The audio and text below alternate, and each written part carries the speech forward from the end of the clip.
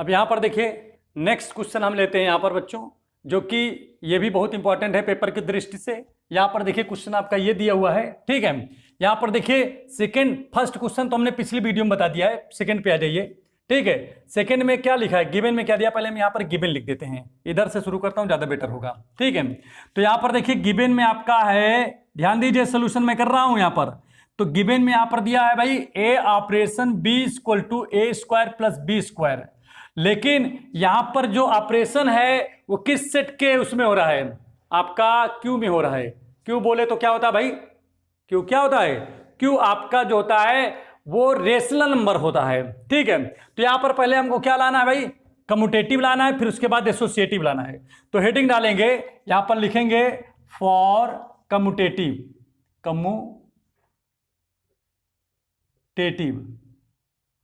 ठीक है। तो यहां पर कम्यूटेटिव के लिए देखिए क्या लिखेंगे, let A comma B belong to Q, क्योंकि कम्यूटेटिव में आपके केवल और केवल वन एलिमेंट होते हैं कि नहीं। तो यहां पर देखिए सबसे पहला काम क्या होगा, सबसे पहला काम होगा कि आप तो पहले गिवन में दीने हैं कि ऑपरेशन बी की वैल्यू ए स्क्वायर प्लस बी स्क्वायर है कि नहीं है, बात समझ में आ रहा है नहीं आ रहा है। तो ये तो आपका क्वेश्चन नंबर 1 हो गया। अगर बी ऑपरेशन ए की वैल्यू निकालें तो क्या होगा भाई, बी स्क्वायर प्लस ए स्क्वायर हो जाएगा भाई, जैसे बी पहले आएगा ए बाद में आएगा, बी स्क्वायर प्लस ए स्क्वायर हो जाएगा, ये आपका 2 नंबर हो गया। बोलो क्लियर है कि नहीं क्लियर है। अब आपको यही तो प्रूव करना होता भाई, अगर देखो ए स्क्वायर प्लस बी स्क्वायर की जो वैल्यू होगी वही वैल्यू किसकी होगी, बी स्क्वायर प्लस ए स्क्वायर की, क्योंकि प्लस में अगर कोई भी चीज है तो आगे पीछे तो उसको किया जा सकता है ना, लेकिन आगे पीछे जब उसको आप करते हो तो उसकी वैल्यू चेंज नहीं होती है, ठीक है। तो आप यहां पर क्या लिखोगे, फ्रॉम 1 and 2 लिखोगे, ठीक है। अब यहां पर देखिए 1 and 2 से क्या दिख रहा है कि ए ऑपरेशन बी की जो वैल्यू है वो बी ऑपरेशन ए के बराबर है, इक्वल में है, इसलिए क्या लिखेंगे, इसलिए ऑपरेशन इज क्या लिखोगे, commutative, operation is commutative. Clear हो गया नहीं हो गया। अब यहां पर सेकेंड स्टेप में हम काम करने जा रहे हैं।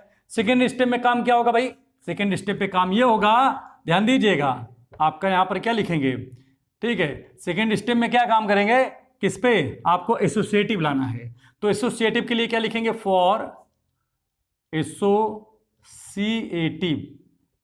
ठीक। यहां पर क्या लिखेंगे, let A comma B comma C belong to Q, ठीक है। अब यहां पर देखिए क्या हो जाएगा, यहां पर सिस्टम क्या है भाई, आपको किसकी वैल्यू चाहिए, ए ऑपरेशन बी ऑपरेशन सी की वैल्यू चाहिए कि नहीं। अब यहां पर ध्यान दीजिएगा, जैसे आपको चाहिए ए ऑपरेशन बी ऑपरेशन सी की वैल्यू चाहिए आपको। अब यहां पर क्या करेंगे हम भाई, ध्यान दीजिएगा थोड़ा सा। अब हम बात करते हैं किसके लिए, एसोसिएटिव लॉ के लिए बात करते हैं। तो एसोसिएटिव लॉ में हमको पता है कि ए बी सी, ठीक है, ये किससे बिलोंग कर रहा है, रेशनल नंबर से। तो यहां पर सबसे पहली बात तो हम इतना जानते हैं कि एसोसिएटिव कब होता है, जब ए ऑपरेशन बी होल ऑपरेशन सी ये किसके इक्वल हो जाए, ए ऑपरेशन बी ऑपरेशन सी होल की इक्वल हो जाए। तो चलिए पहले हम किसकी वैल्यू निकालेंगे, ए ऑपरेशन बी होल ऑपरेशन सी की वैल्यू निकालेंगे। तो भाई देखिए ध्यान दीजिएगा, यहां पर जैसे लिखा ए ऑपरेशन बी, तो इसका मतलब क्या हो रहा है, इसका मतलब होता है कि ए स्क्वायर प्लस बी स्क्वायर, ठीक है। लेकिन अगर जैसे यहां पर क्या लिखा है, यहां पर भी वही बात लिखा है ए ऑपरेशन बी, तो हम सीधी सी बात यहां पर क्या लिख सकता हूं बताओ, क्योंकि यहां पर पहले हम ब्रैकेट वाला करेंगे, तो आ जाएगा ए स्क्वायर प्लस बी स्क्वायर आपका ऑपरेशन सी हो गया। क्लियर है नहीं क्लियर। आप देखिए ऑपरेशन किस में लगा है, इसके और इसके बीच में लगा है, तो क्या करेंगे हम, इसका स्क्वायर करेंगे और इसका स्क्वायर कर देंगे, तब ये क्या बन जाएगा, देखिए ध्यान दीजिएगा, ए स्क्वायर प्लस बी स्क्वायर का whole square plus c square बन जाएगा। ये हमारा क्वेश्चन नंबर 3 बन गया, ठीक है। अब यहां पर बात करेंगे अगेन, अब किसकी वैल्यू निकालना है, यहां पर हमको निकालना है ए ऑपरेशन बी और ऑपरेशन सी होल, ये आपका जो है ये ब्रैकेट में है।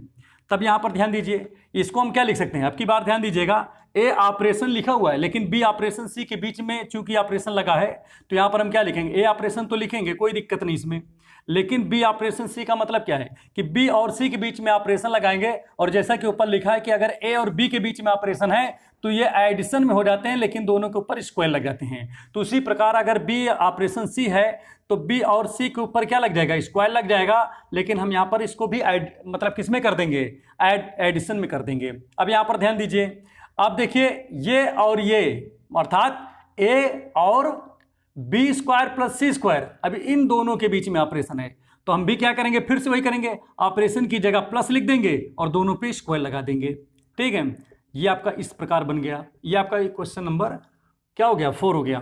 तो ध्यान दीजिएगा, यहां पर ध्यान दीजिएगा, a प्लस बी का होल स्क्वायर, यहां पर a प्लस बी, देखिए a square plus b square total पे होल स्क्वायर है, और यहां पर किस पे स्क्वायर है, b square plus c square total पे होल स्क्वायर है। अर्थात दोनों आपस में क्या इक्वल हो सकते हैं, बिल्कुल नहीं हो सकते। इसलिए क्या लिखेंगे हम, यहां पर लिख देंगे फ्रॉम 3 and 4, क्या लिखेंगे हम, लिख देंगे कि a operation b whole operation c is not equal किसके, a operation b operation c के। दैट्स वाई यहां पर क्या हो जाएगा, operation is not associative. Clear हो गया, नहीं हो गया? तो ऑपरेशन आपका जो है क्या है, एसोसिएटिव नहीं है। क्लियर हो गया, नहीं हो गया? अब हम बात क्या कर रहे हैं, हम बात किसके बारे में करेंगे, बात हम यहां पर कर रहे हैं कि जैसे अब यहां पर समझिएगा आप अच्छे से, ये समझिए यहां पर जैसे लिखा है कि भाई ए ऑपरेशन बी की वैल्यू क्या है, ए स्क्वायर प्लस बी स्क्वायर है। जैसे हमको आइडेंटिटी एलिमेंट यहां पर निकालना है, फिर वही बात आ गई, जैसे आइडेंटिटी एलिमेंट हमको निकालना होगा तो हम क्या लिखेंगे बताओ, हम यहां पर लिखेंगे a operation e equal to a equal to e operation a लिखते हैं कि नहीं। अब यहां पर देखिए हम ई की जगह पे ऐसी, देखिए जैसे हम मान लीजिए इसका हम वैल्यू, अब अगर इसमें हम फिट कर दें, ऑपरेशन लगा दें तो क्या बन जाएगा भाई, जैसे a operation b equal to a square plus b square है, उसी तरह ए ऑपरेशन ई की वैल्यू क्या बन जाएगा हमारा बताओ, ए स्क्वायर प्लस ई स्क्वायर बन जाएगा, इक्वल टू ए है यहां पर, और यहां पर क्या है, अगर इसमें इस ऑपरेशन लगाएंगे ई ए में तो क्या बन जाएगा, ई स्क्वायर प्लस ए स्क्वायर बन जाएगा। अब बताइए ऐसा ई का कौन सा रेशनल नंबर है जिसको इसमें रख देने पर अगर सोल्यूशन किया जाए तो इसकी वैल्यू ए आएगा, ऐसा है कोई नंबर? नहीं है। क्यों, कोई भी आप यहां पर कोई भी नंबर रखोगे, ठीक है, ई की जगह पे कोई नंबर का मतलब क्या, क्योंकि आपका सेट रेशनल नंबर से है तो ई की जगह पे तो आपको रेशनल नंबर ही रखना पड़ेगा ना। अगर कोई भी आप यहां पर ई की जगह पे रेशनल नंबर रखोगे और सोल्यूशन करोगे तो कभी ए के इक्वल नहीं आएगा। क्यों नहीं आएगा, क्योंकि यहां पर ए स्क्वायर लिखा है। तो यहां पर आपको क्या लिखना पड़ेगा, आप यहां पर लिखोगे there is no identity element in R. Clear हो गया, नहीं हो गया? तो यहां पर क्या लिखेंगे, आपका जो आइडेंटिटी एलिमेंट का आपका प्लेस है उस जगह पे आप लिख दोगे there is no identity element in R, नहीं यहां पर सेट क्यू है तो क्यू लिखिएगा। क्लियर हो गया, नहीं हो गया? चलिए ठीक।